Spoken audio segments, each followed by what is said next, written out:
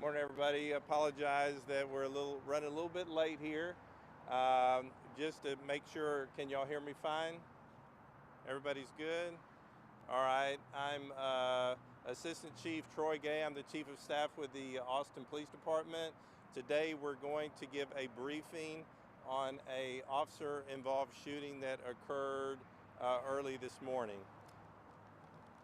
The location of the officer-involved shooting was at 520 North I-35, which is right behind me at the Spring Hill Suites. At 1/3/21, at about 9:47 last night, our department received a call for assistance from the Round Rock Police Department to serve an active aggravated robbery warrant out of Williamson County.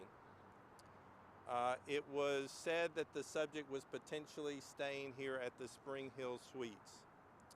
Our officers received information that the subject was considered dangerous and potentially armed with a firearm. Our officers arrived on scene and quickly learned that the subject was no longer here at this particular location. Our officers left and went back in service. At 3:48 a.m., our officers responded to a new 911 call that was received from hotel staff here at the Spring Hill Suites, saying that the subject had returned to the hotel and was now in his room. At 4:20 a.m., once our officers were on scene, they attempted to engage with the subject to try to get him to surrender. The subject was non-compliant and had barricaded himself in his room, and he had a female which appeared that she was trying to leave but was being held against her will. For the safety of the residents there at the hotel, several rooms near where he was staying were evacuated for their safety. As normal protocol on a barricaded subject with a potential person held against their will, our SWAT unit was called. At approximately 5:20 a.m., our SWAT unit arrived on scene to address the barricaded subject.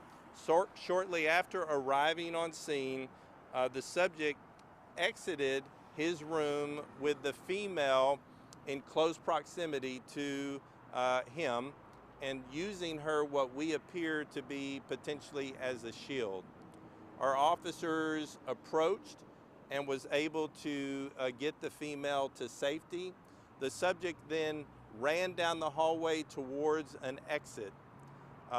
When the subject opened the exit door to try to leave the scene, he was confronted by APD officers that had that particular location secure.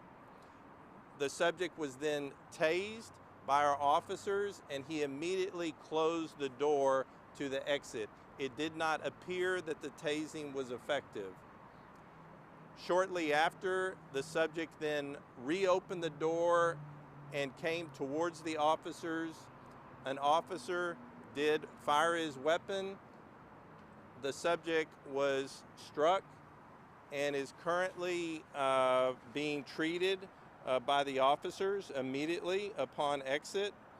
We did contact EMS, who then responded and then transported the subject to a local hospital.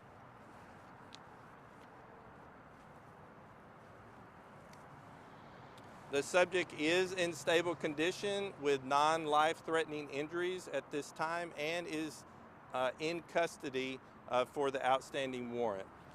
The incident was captured on body-worn camera, and as normal protocol, there'll be two investigations that will be occurring. The first with the Special Investigations Unit and with also oversight with the District Attorney's Office.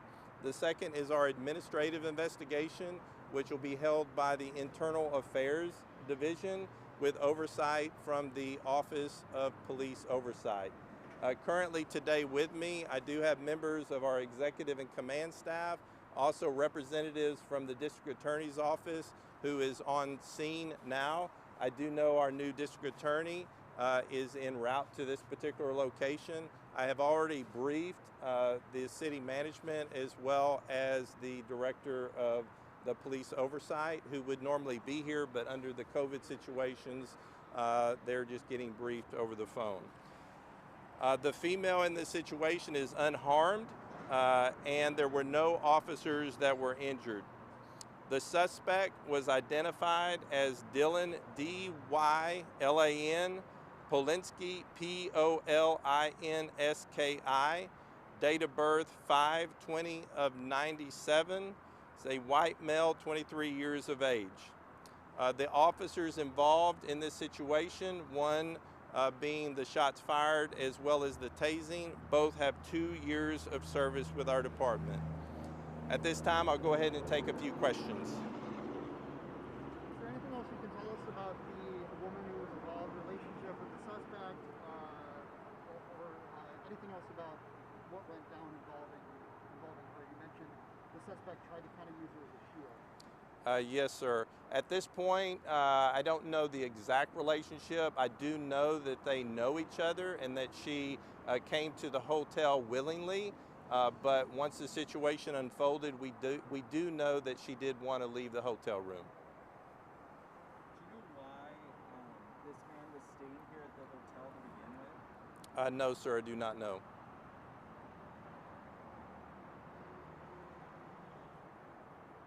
I was just going to say, was the suspect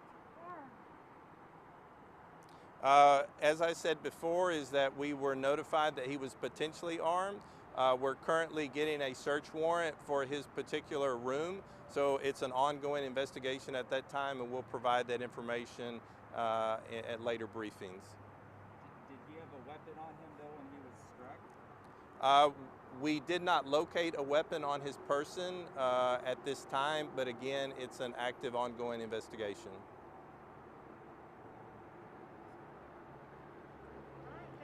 All right, guys, thank you all. Y'all have a good New Year.